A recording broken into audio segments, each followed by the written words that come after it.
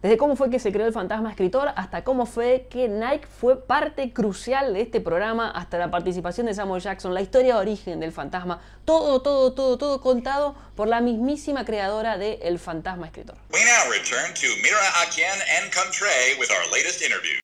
You know, doing mysteries, it's funny because in adult mystery shows, it's almost always about murder. Yeah. And we decided right off the bat, no murders, because, you know, you're going to get kids afraid about dying. So once we ruled out murder, the challenge of coming up with a rich 2-hour story was really hard. We would spend hours trying to come up with an idea that really could be robust enough that kids would care about.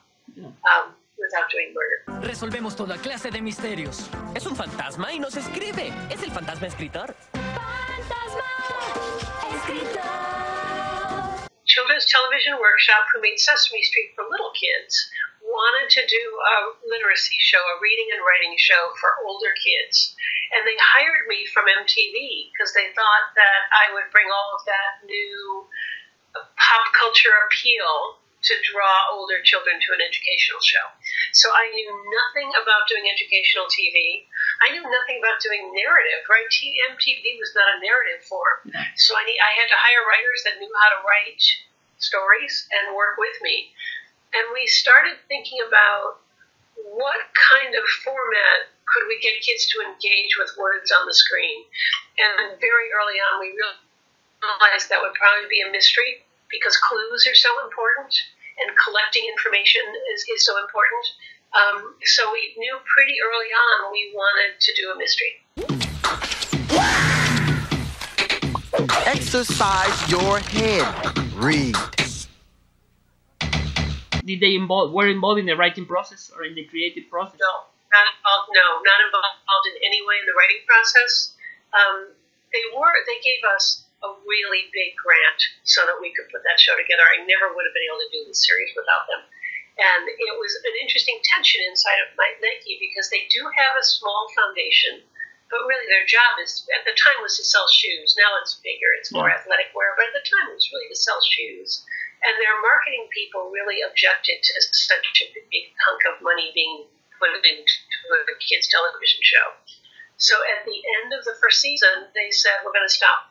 And I said, well, you can't stop because we need to move on with the second season. We have a hit show here, and you haven't given me enough time to find another source of money.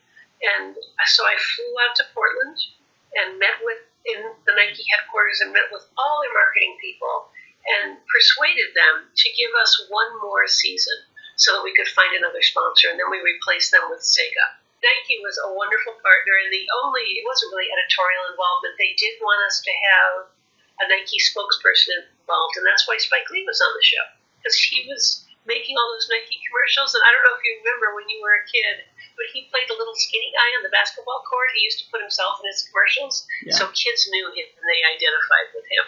So he became a spokesman for the show, which was great. El fantasma escritor. Fantasma escritor. Estás loco. Every story was developed in more than one episode. It's not that usual. Maybe with kids shows, it's not usual at all. You see 20 minutes and that's it. You know, we wanted to really do literacy on a television show, they really needed to be complicated stories. And we thought that we needed time to develop the characters. You had to care about those characters or you wouldn't care to try to be like them. Yeah. So you needed time to get to know Alex and Gabby and their family. And that takes a lot of time in a half-hour show. And then we wanted to do complicated mysteries that would really engage kids in solving. So we just thought we needed a longer format. So I don't actually remember the moment we decided to do these 4-part mysteries. Part of it might have been my inexperience. I was coming from MTV, right? Yeah. So I committed us to these 2-hour mysteries, which is like shooting a full-length film every 2 weeks. It was really exhausting. When we settled on making it an urban show, that was really a distinguishing feature. There was no kids' television. It was mostly shot in the studio, mostly comedy, and mostly indoors in sort of generic suburban America. And we hired a multiracial cast of kids and set it in Brooklyn and shot show outside. We built the interior sets in the studio so we could shoot fast, but then we spent part of every episode shooting out the street. That's it. What's that? He could only speak and hear with written words, and he could only use words available to him in the physical space. Yeah. So if he was going to talk to you, you have books on the shelf behind you. Yeah. And he would pull letters off the spines of those books, right? But if you were in a white room with nothing else there, he wouldn't have what he needed to be able to speak. So those were the rules, and we stuck to them. We didn't actually use CGI. What year was it? We started this in 1991.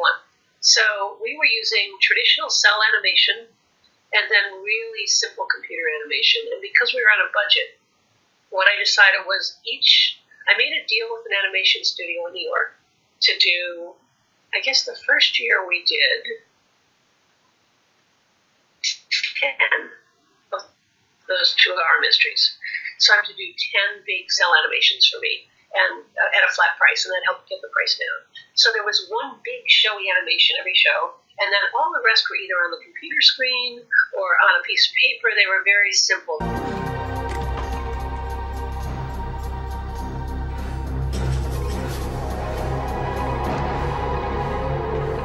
When they would bring me a first draft of the script, I knew the most important thing was for ghostwriter to continue to be present through the show because he was Kid's favorite character. Yeah.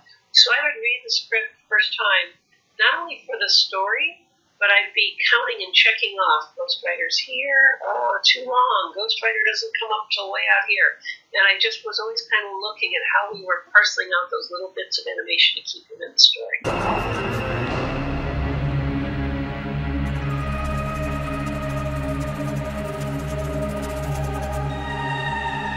What's with the backstory of the ghostwriter? I think that you had in mind like a origin story, but it never aired. So is there an origin story?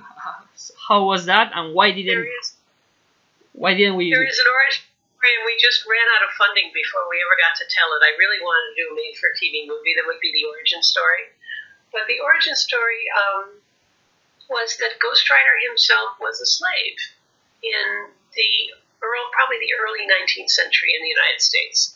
And he had secretly taught himself to read and write, which was forbidden and against the law for a slave.